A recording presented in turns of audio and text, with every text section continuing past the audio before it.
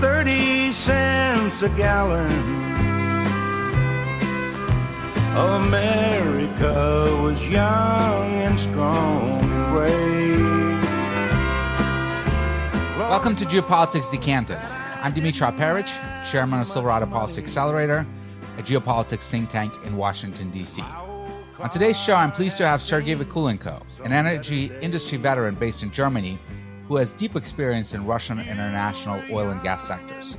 He has worked for Gazprom Neft, a large Russian oil producer, Royal Dutch Shell, and IHS Markit energy analytics firm. And as you can imagine, we're going to dig deep into all things gas and oil as far as Russia and Europe is concerned. Sergey, welcome to the show. Thanks a lot. Welcome.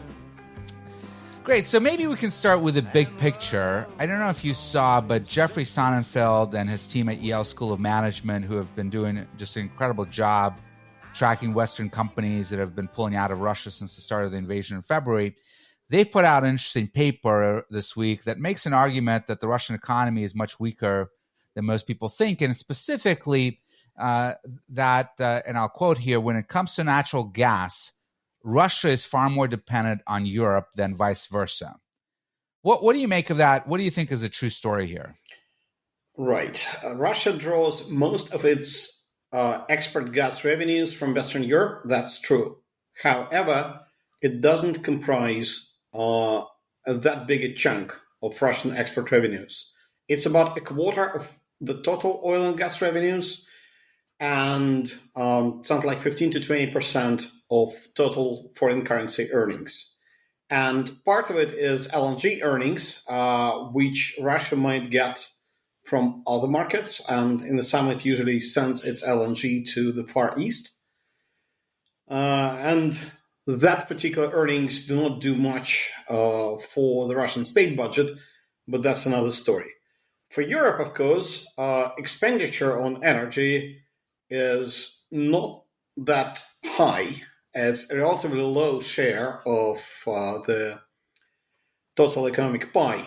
However, it's probably a reflection on how cheap energy is today, really.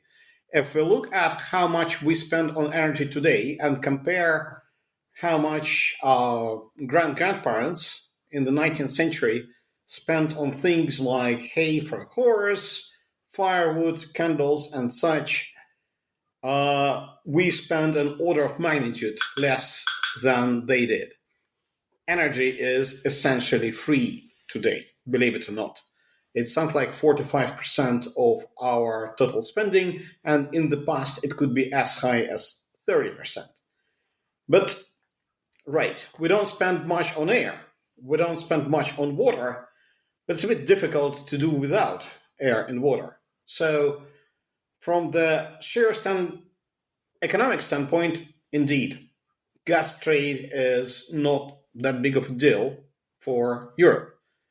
On the other hand, energy in general and gas in particular is a rather large input for European economy. And it sits at the very starting point of quite a few things: steel, concrete, gas, chemicals. And if you cut that input substantially, everything else that's derived from gas or energy starts to suffer.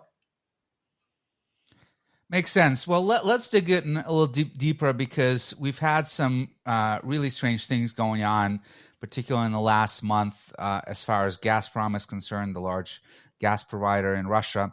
And a lot of it has to do with this Nord Stream 1 pipeline that went offline for maintenance reasons a few weeks back. There was a lot of concern in Europe that it wouldn't come back. It did come back, but as soon as it came back, the Russians cut the amount of gas that they're sending through the pipeline down to 20%, and they're claiming that they're taking another turbine offline. Do you buy that? What is truly going on with Nord Stream 1? To be honest, I think that they're playing games, that it's false pretenses, that the real Russian strategy is to create a true deficit in gas supplies for Europe. When we're talking about summer, it's a bit difficult. In the summer, Europe would be able to replace Russian gas with imported LNG, not every summer. Last summer, when there are droughts and heat waves, droughts in Brazil, and Brazil usually derives most of its electricity from hydropower, but in a drought, it has to replace almost all of that with LNG. Droughts and heat waves in Turkey, Japan, other countries. So last summer, LNG was a truly short supply. This summer, it isn't. So this summer, it is possible to replace current gas demand with LNG. However, it's difficult to fill gas storage with LNG. Europe still copes, but comes winter, Europe would need both LNG, gas from storage, and Russian pipeline gas supply. And gas storage is something that's not being filled at the moment. So Gazprom game is make sure that Europe would crawl on its knees to Russia for gas supply in the middle of winter during a cold spell. To make sure that happens, cut them both, gas supply in winter, and make sure that there is no gas in the storage. And to make sure that there is no gas in the storage, cut supplies now so they wouldn't be able to fill it.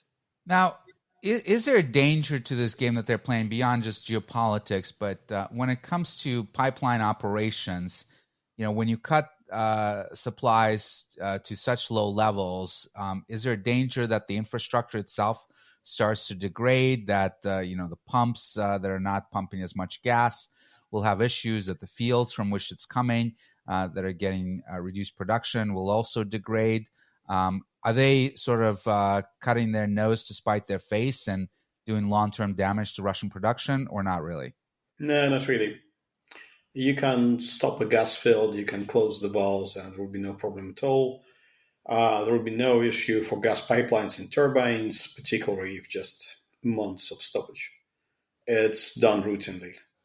The other thing that the Russians have been doing since the start of the invasion is making an issue of the payments, right? So they are demanding that people pay in rubles through Gazprom Bank. And some countries like Finland and Poland have actually been cut off by Gazprom as a result of refusing to pay in rubles. Can you explain to us what that payment system scheme is like? And is everyone complying? Or are they just selectively picking off countries that are small enough that they can cut off without impacting their overall revenues? Let's start in February. In February, substantial amounts of substantial monetary assets of various Russian entities got frozen and seized. Gazprom and Gazprom Bank, its payment agent, were unscathed, but there's absolutely no guarantee that in the 7th, 8th, 13th, 15th sanction package, which Europe tends to vote on almost every month now, there's no guarantee that in one of these packages there wouldn't be a seizure on funds. So you would say, yes, there is some legitimate concern on the Russian side that they want to limit their exposure to the currencies that suddenly become toxic, to the payment mechanism and process that suddenly becomes vulnerable. So that's somewhat justified.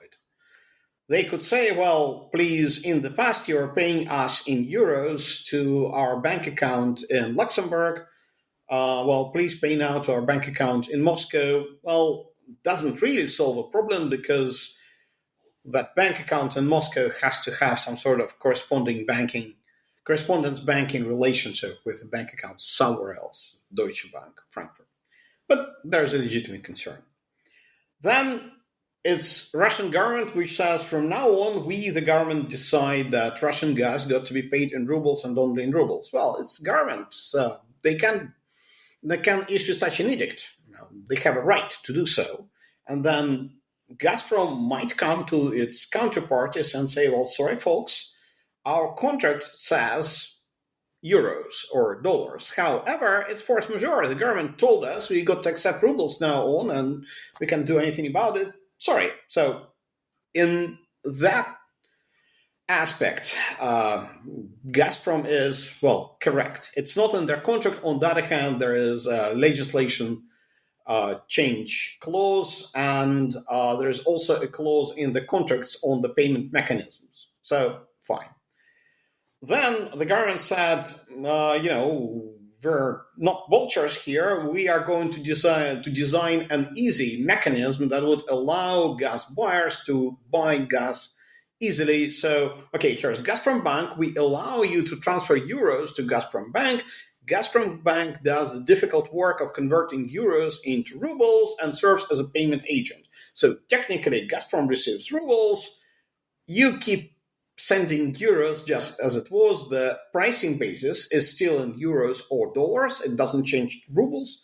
Rubles is only a payment mechanism. And then it was up to every country and every company to decide whether that transaction would violate sanctions imposed by European Community and European Central Bank. Some countries said that, in their opinion, it is a violation of sanctions because you would have to somehow exchange euros into rubles dealing with the Russian Central Bank, which is a sanctioned entity. So no, they're not going to do anything like that.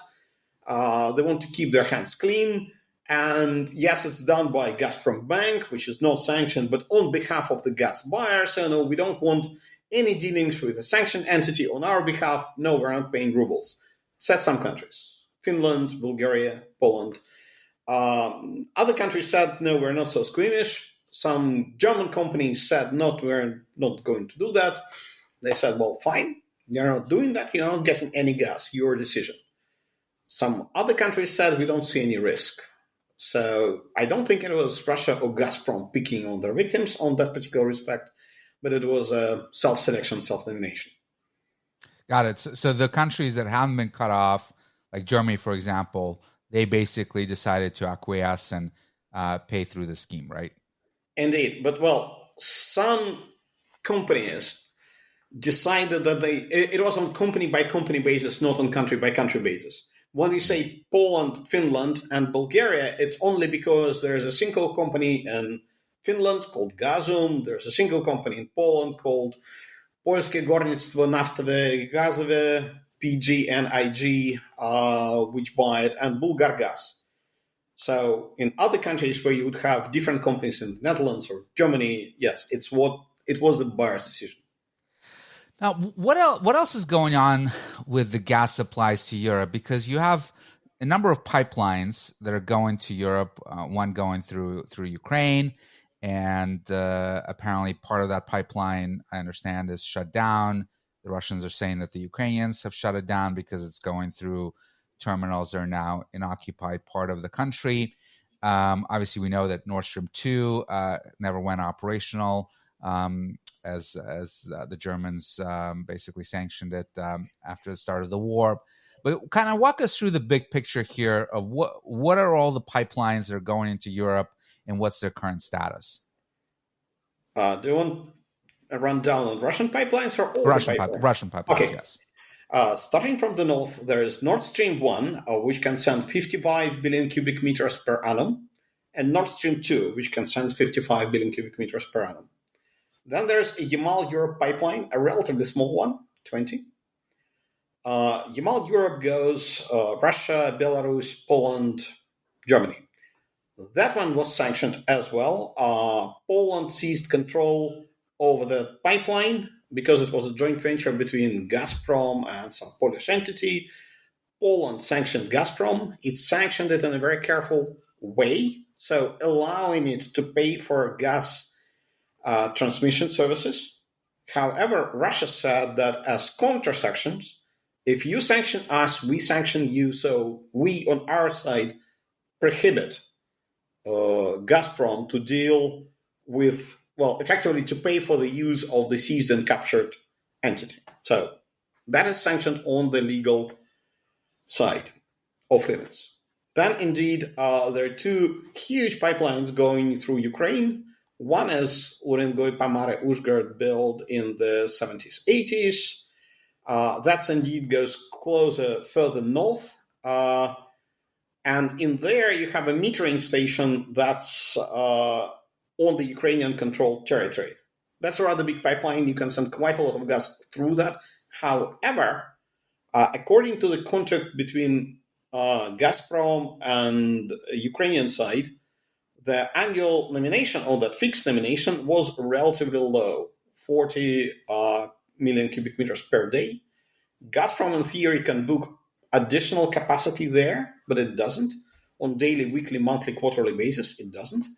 Then there's a large pipeline built in the 60s, 70s, Soyuz, going from Orenburg through Ukraine, also to roughly the same distribution points at the nexus of Polish, Slovak, Hungarian, Romanian borders, where the distribution hub is.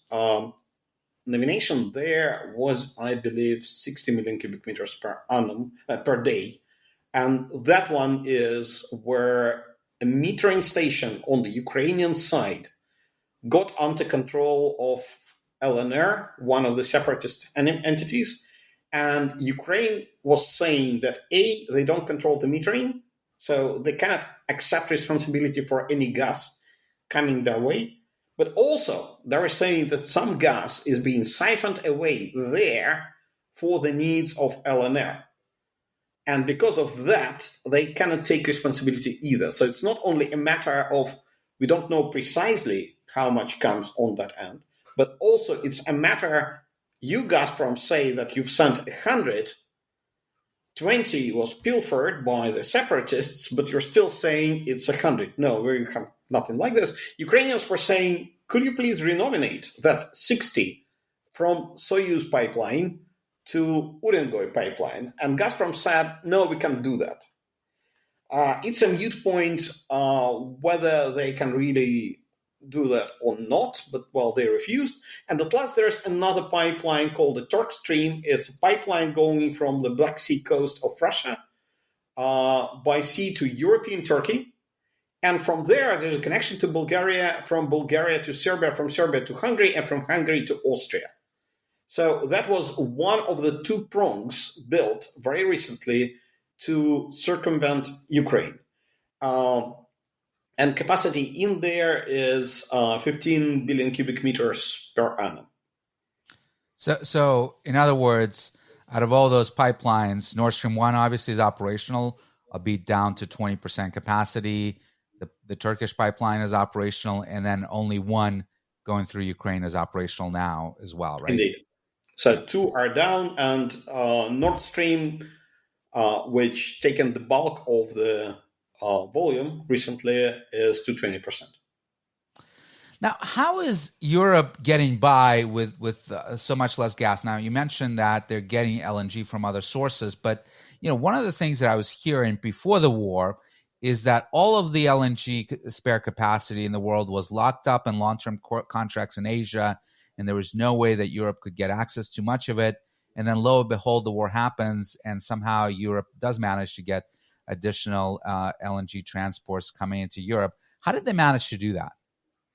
By overbidding everybody else. Well, as I said a bit earlier, there is some slack, and that's dependent on weather and hydro capacity elsewhere. So global LNG demand is fluid and it's weather dependent. So if you have a warmer winter in the southern hemisphere, for example, you get more gas for the north. If you have cold weather in Japan, not much gas is used for air conditioning, you get more gas for winter. But it's also overbidding. Pakistan, for example, now is complaining that it can't get the energy it needs. So you're basically squeezing the balloon that some countries Indeed. are getting less than they need, and Europe is getting more by paying more. So this gas crisis is not only limited to Europe, it's global. And in Europe in particular, which countries are the most vulnerable? We hear a lot about Germany, of course, Poland and Hungary, very dependent on gas. Are there many others? Or, in France, we know there's, quite a bit of nuclear capacity. In Spain, they're getting some from North Africa. Like, who is really dependent on Russian gas in Europe? Spain is mostly an LNG country. Traditionally, gas dependency was the former Eastern Bloc countries and Germany. Finland gets all its gas from Russia, but Finland doesn't get that much gas. It has nuclear, it has hydro. Poland also almost all of its gas from Russia, even if it's gas coming physically from Germany, but it comes from the Nord Stream by backflowing the Yamal-Europe pipeline. But again, Poland is a coal country with 80% of energy and heat covered by Russian gas. Czech Republic and Slovakia are vulnerable. Hungary is vulnerable, but Hungary is a great friend of Russia, so it gets its gas through the Turk Stream. Bulgaria will get its gas from a new Trans-Anatolian pipeline that's getting gas from Shah Deniz field from Azerbaijan. There's not that much gas, but Bulgaria is not such a big consumer. So it's really Germany, Austria, Czech Republic, Slovakia that would really fill a squeeze. Also, the Baltic countries, but again, they're quite small and they got their own LNG terminal in Lithuania. It's going to cost them quite a lot, but in terms of physical volumes, that probably would be covered with that. And we talked about how Poland is effectively cut off because they're refusing to participate in the payment scheme, and Finland as well. So how are they compensating for their dependency on Russian gas? You mentioned that Poland is actually getting from Germany. Is it just that Germany is getting Russian gas directly and then Poland is buying from Germany? That's exactly how it works. And Germans are becoming more and more crossed about that. But that's the market. That's how it works. Right. So this is not Germany helping Poland out of the goodness of their heart. That's just they're buying it on the open market and paying for it. That's what the traders do. Yeah. So how important is gas to Russian government coffers? Obviously, the price went up dramatically. It's now, I think, over $2,000 per 1,000 cubic feet, up from 100-something before the war, just enormous price hike. We're hearing a lot about how Russia is getting so much money from selling of both oil and gas. Is that really contributing to filling up for the loss in the volume of gas that they're selling a lot less now, but because of the price hikes, they're making up for it? Is that what's contributing to their ability to keep the economy afloat? Three elements to that. First of all, indeed, it's the price elasticity of gas turned out to be very much to Russian advantage. Even a small decrease in volume leads to great increase in price, so they're getting just as much as in 2019, maybe actually more, maybe substantially more. That's element number one. Element number two is that gas was always, it's tens of billions of dollars, but still it's a sideshow. A sideshow? Sideshow to oil and oil products. A quarter of the total oil and gas income. So the most that Russian government gets is from oil and gas. From oil, and gas is only a quarter of that, of the total pie, and 20% of the total exports. And third element is that, ironically, Russia doesn't need hard currency today. The reason is it has nowhere to spend it.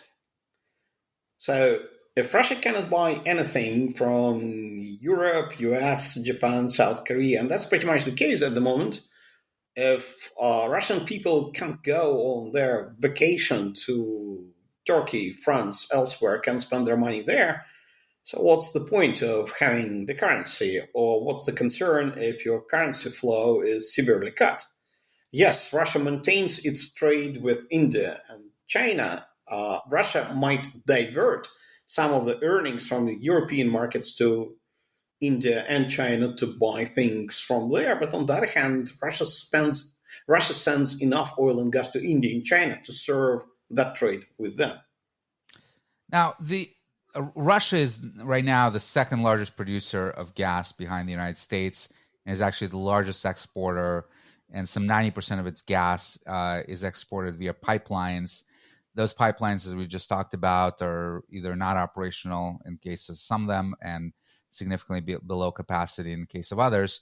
Can Russia start exporting more LNG to other countries like China and India, for instance, to compensate for the loss in capacity going through the pipelines? LNG is a complicated matter. Russia has been trying to build an LNG plant in Ust-Luga, very close to the point where Nord Stream 2 goes into the water, and it's been slow. That project was led by Gazprom, and that was slow. Novatek has been building second and third stages of its Arctic LNG project. It has been developing Yamal LNG. No, not Yamal. I think it's the Arctic LNG on the other side of Ob estuary. Well, pretty much the same part of geography, in my mind. But they've tried to use Russian technology on a smaller LNG train. The owner of Novatek, Mr. Mikkelson, has been highly critical of the quality of the equipment, of the level of technology, and effectively they stopped that. So it's very doubtful if they would be able to build additional LNG plants without imported technology. It's not really Western. It could be South Korean or Japanese. It could be German. So there's a number of suppliers, but they all are in Western-led bloc, if you wish. There is a plan at the moment to build a pipeline from Yamal to China that would be a few thousand miles. And building that pipeline could probably take something like 4 years, maybe a bit longer. And can they do that without Western companies helping out? Yes, they can. They can. They can manufacture the pipes. They definitely can lay the pipes themselves. It's a good question whether they would be able to manufacture turbines for the pipeline. Onshore pipeline turbines requirements are more lenient than whatever you need for the sea pipeline. Sea pipeline, you have to send gas in one breath on 800 miles journey. Onshore pipeline has compression station stage every 200-300 miles, so it's much easier. But Russia has been using Western-built turbines for that purpose for quite a while. And whether they can resuscitate manufacturing of domestic turbines, it's a good question. But can they buy them from China? Does China have any? Good question. Don't know. I would doubt, actually. And another question on sort of Western dependencies. What about the fields themselves? How much are they dependent on Western services firms like Halliburton, Baker Hughes, Schlumberger? They've been increasingly trying to freeze their work in Russia since February 24th. My understanding is it's mostly concerning new projects at the moment, so they're still helping with existing fields. But if those firms were to fully pull out, can Russia even continue to operate either gas or oil fields on their own? Operating the fields is no problem at all. Drilling new sophisticated wells without modern oilfield services might be an issue. There is some oilfield services capacity in Russia which is not linked to this big three or big four Western oilfield services companies. However, when they say that they're going to pull out of Russia, this really means that they're going to sell their operations in Russia to somebody. It's usually either former owners of the companies they bought to establish a footprint in Russia. All of them entered Russia by buying Russian domestic oilfield services, so they could sell them back to their former owners and rechristen them back to their former names, or sell it to their management, and then the people are there, equipment is there. It would be, next to impossible for them to pull the equipment outside Russia. Well, actually, there is an edict at the moment prohibiting just that.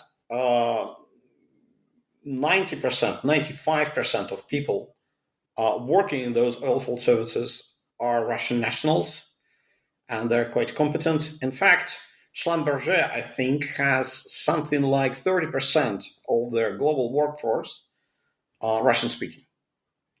So it's Russians, Ukrainians, maybe people from Kazakhstan, but that's it. and for a number of reasons. Schlumberger was actually exporting Russian oilfield services engineers to their operations elsewhere. The only weak link is software, though.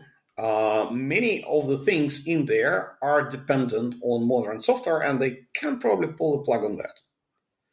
And how useful would be all the hardware without software is a good question.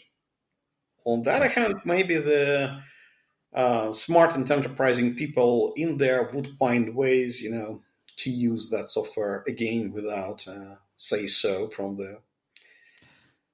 Well, and Russia has a long history of being pretty good at pirating software during many decades. Another question on gas. Europe has come out with this plan back in March, right after the war started, the European Commission, that they're going to reduce dependency on Russian gas by 2/3 by the end of the year. Some of this may already be happening because of the actions that Gazprom is taking on Nord Stream 1, as we talked about. But then they're also saying that they're going to eliminate entirely their dependency on Russian energy by 2030. How realistic do you think both of these plans are, the reduction this year and then the reduction by 2030 to eliminate total dependency? Is that plausible? 2030 is plausible. So you could build enough LNG capacity, you could book enough LNG supply before 2030. Of course, now Europe is in talks with Qatar, and they say, well, Qatar, we would like your LNG.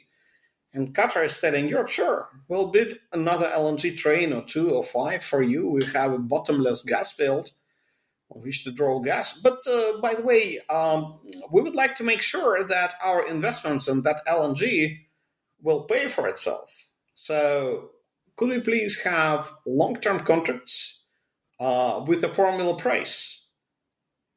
And funny enough, that's exactly what Europe was trying to liberate itself from Russia, which also had long-term take-or-pay contracts with formula price. And the concern on the Qatari side is, of course, well, you want our LNG now, but you're also claiming that comes 2035 or 2040, you wouldn't like to use any carbon fuel. So what are we supposed to do with LNG trains? And that's a bit of a problem for Europe, I think, because people would be reluctant to make investments in gas infrastructure, bringing gas to Europe without guarantees of the payback. But 2030 is feasible. When it comes to oil as well, 8 years is a lot of time to get oil from somewhere else, to forget about the Druzhba friendship pipeline, to get its diesel from elsewhere. And by the way, Europe has been buying a few million barrels a day diesel from Russia. So that was substantial trade in there as well. Reducing Russian gas consumption by 2/3 by the end of the year, Oxford Institute of Energy Studies has analyzed that attempt and that claim, that statement back in March when it first was made. And their assumption was that it's probably doable, but A, it would be extremely expensive, and B, it would create a very substantial energy crisis elsewhere. Just to put things into perspective, Russia supplies 150 billion cubic meters of gas to Europe. That comprises roughly 1/3 of the total global LNG supply. So replacing 100 BCM of Russian supply with gas means that you would have to, for example, strip Japan of its total LNG supply. And Japan is one of the largest consumers of LNG, right? So you'd need to direct a quota of total LNG trade to Europe. And that capacity doesn't really exist.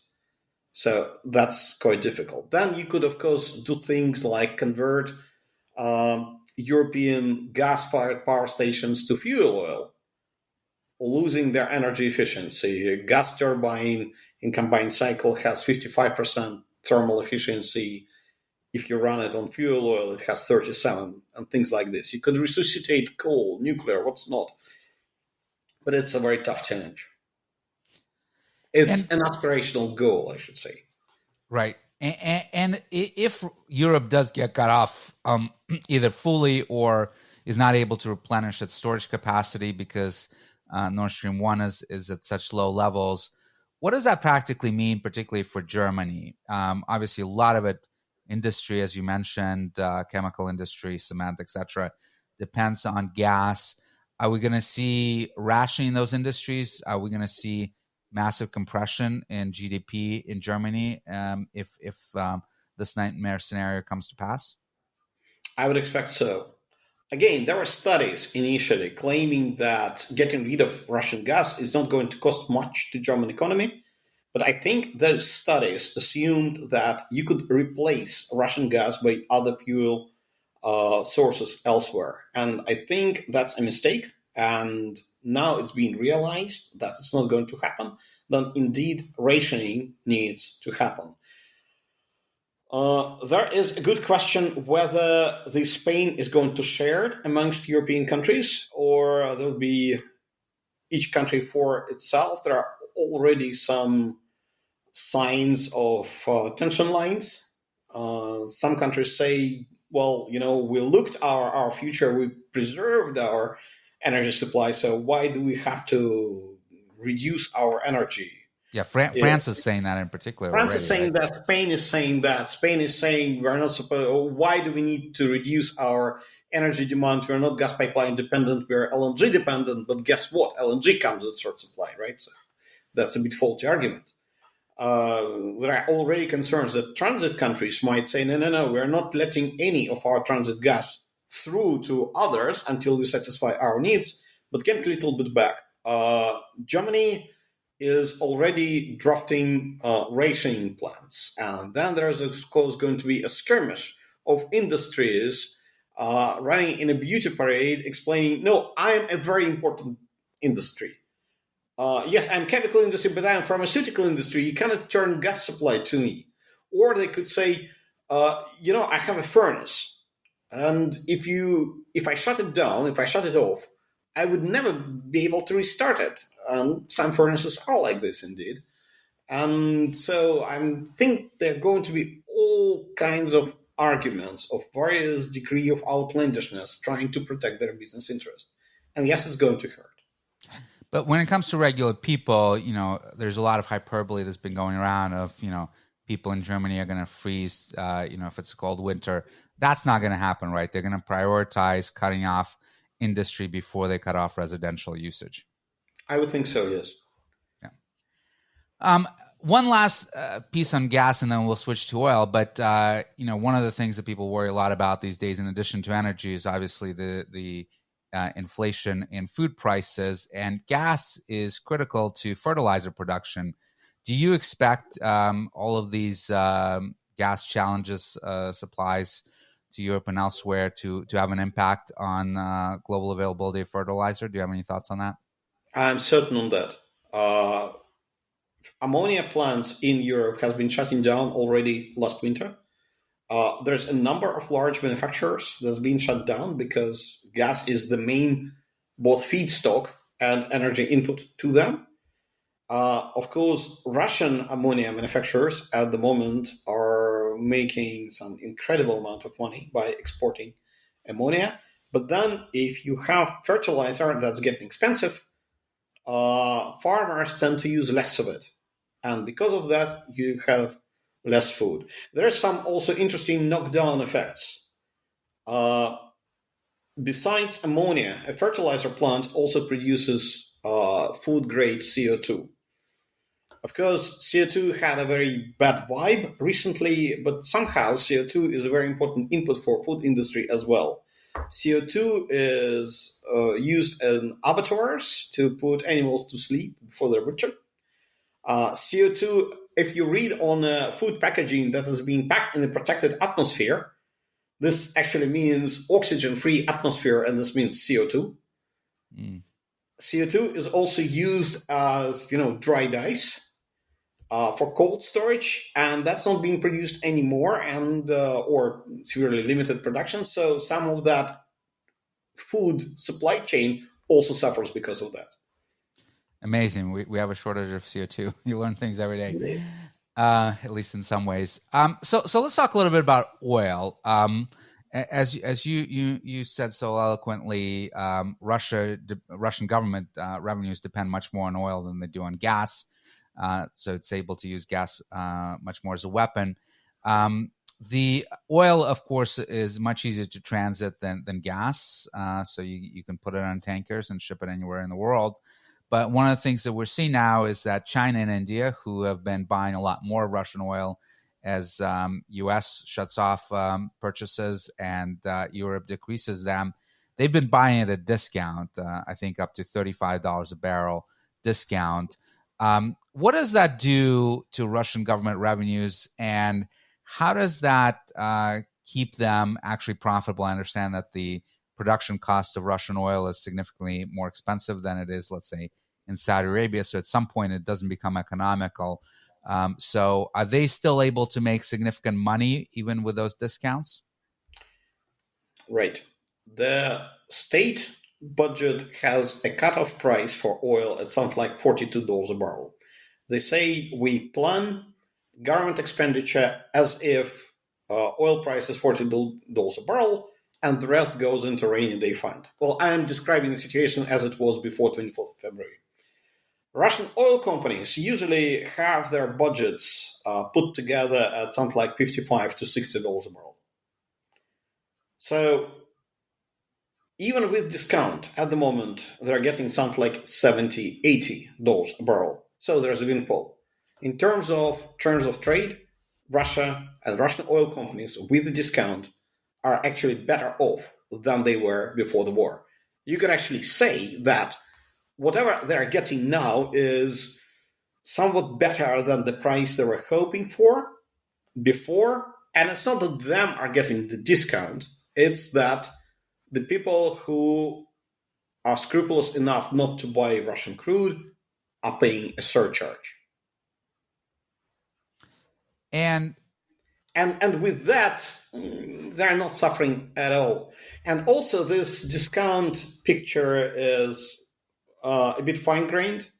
There are Russian companies that were developing expertise on exports and trading, and sometimes even wholesale distribution of their crude and oil products from the main hubs like Rotterdam and so on, and they suffer much less. And there are countries and there are companies that prefer to sell their crude just FOB, Primorsk, and Novorossiysk, and were at the vagaries of traders deciding that it's not worth their while to go downstream. They suffer. They are indeed the ones who are paying $30, $35 a barrel discount.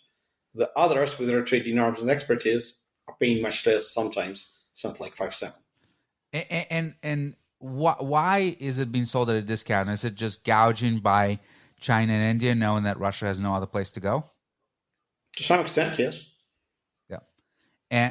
And to what extent, if Europe does manage to cut itself off from Russian oil, to what extent do you think that China and India and others will be able to take the full capacity of Russia? Can they simply redirect oil to those markets? And yes, they'll take a hit on the discount, but they will not sell any less. That's what I expect to happen. You take the same Aframax tanker, you load it in Novorossiysk or Primorsk. In the past, that tanker would go on a week or 2 week journey to Rotterdam, Antwerp from Primorsk, or to Egasta in Sicily from Novorossiysk. Well, now that tanker goes on 2 months journey to Shanghai or Mumbai.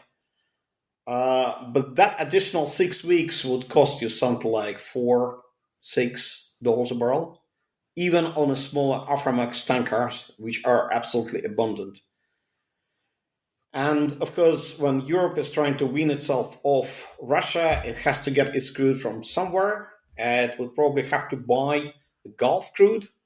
it would have to buy crude from places like Nigeria and other places that was going to China and to the east in the past. It would have to pay them extra for that oil to go to Europe, and that free some space and some demand for Russian crude in the east. So the outcome for that would be that the non-squeamish buyers who can buy from wherever will benefit, shippers will benefit, Europe and Russia will suffer. And at the end of the that's what's day, happening already. at the end of the day, we're just redirecting the distribution, right? Because Indeed. the same oil is going somewhere else because that source is now going to Europe.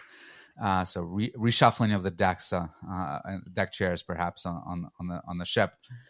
So let's step back to the big picture. This was really fascinating to drill into all the details. But if I can paraphrase, the last kind of 45-minute discussion we just had, Sergey, is that Russia still has a lot of capacity to use gas as a weapon. That Europe really is going to have tremendous challenges economically, trying to get additional gas from other places. And it's not going to hurt Russia as much because it's less dependent on gas revenues. And oil, it will do mostly fine because it can redirect it. Yes, it'll take a little bit of a hit on the discount, but as long as the price stays above $100 a barrel, even with a discount, they'll do better than they planned. Is that correct? In the short to medium term, yes. So beyond 2-3 years, Russia will suffer in its extreme and more autarky, economic autarky. It will suffer without Western equipment, and any country these days would suffer without imports. That's what your global division of labor is. But in the next couple years, Russia probably has upper hand on its traditional energy buyers.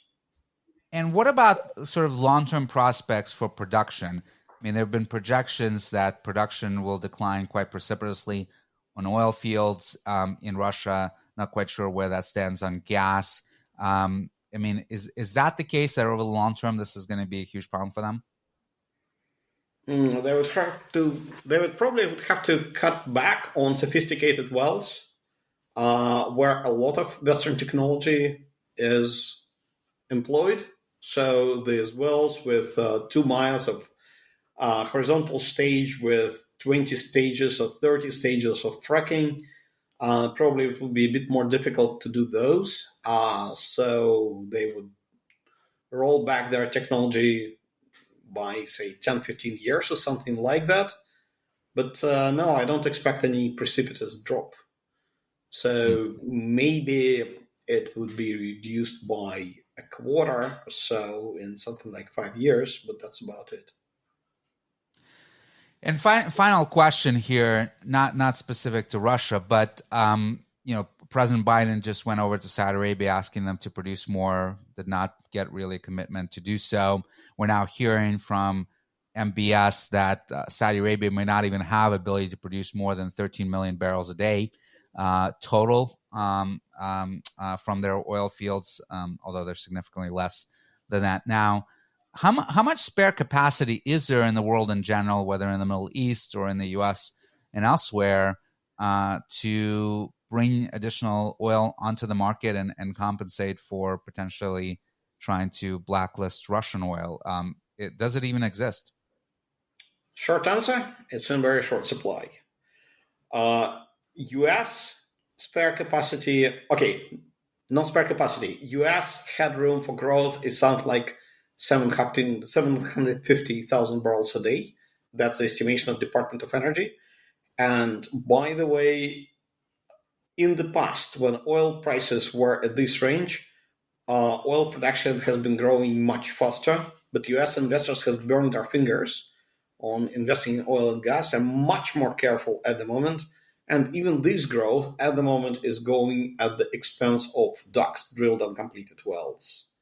So it's taking inventory of semi-manufactured goods and turning them into finished goods.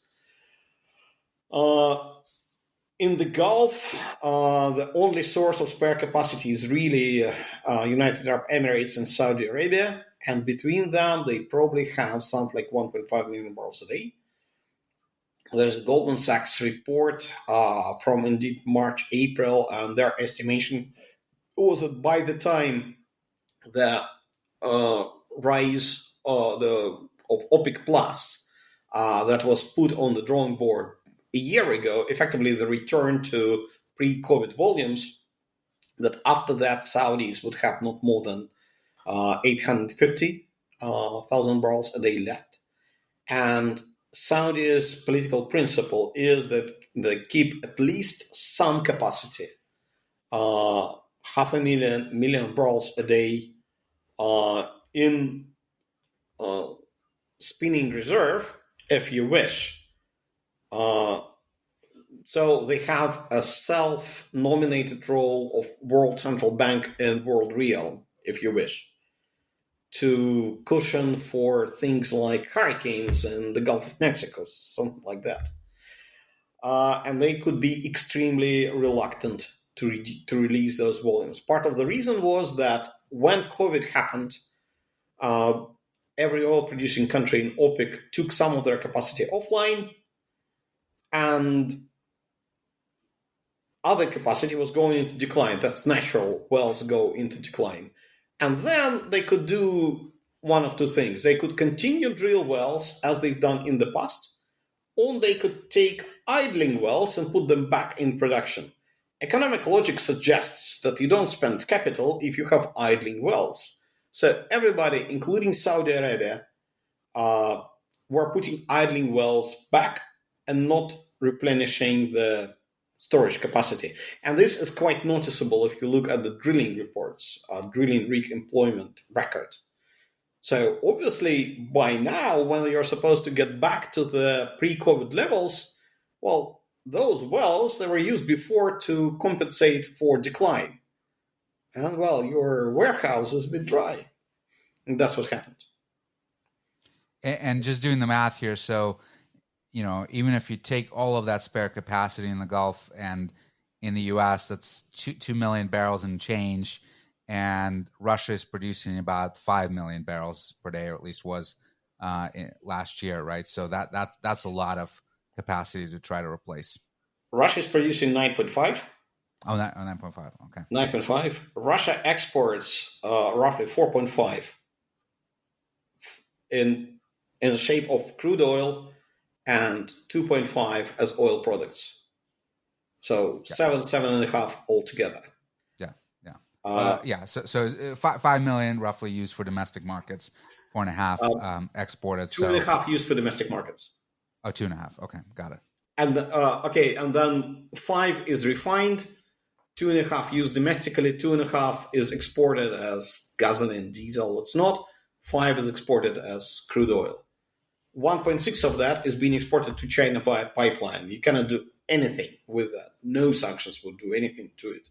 But yes, it's even worse than if you think Russia produces 5. No, you cannot replace all that. Yeah. It would be very difficult. Very sobering. Sergey, thank you so much for joining us.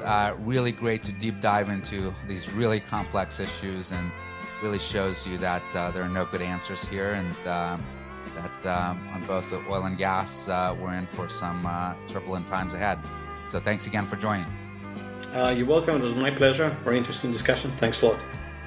Back when gas was 30 cents a gallon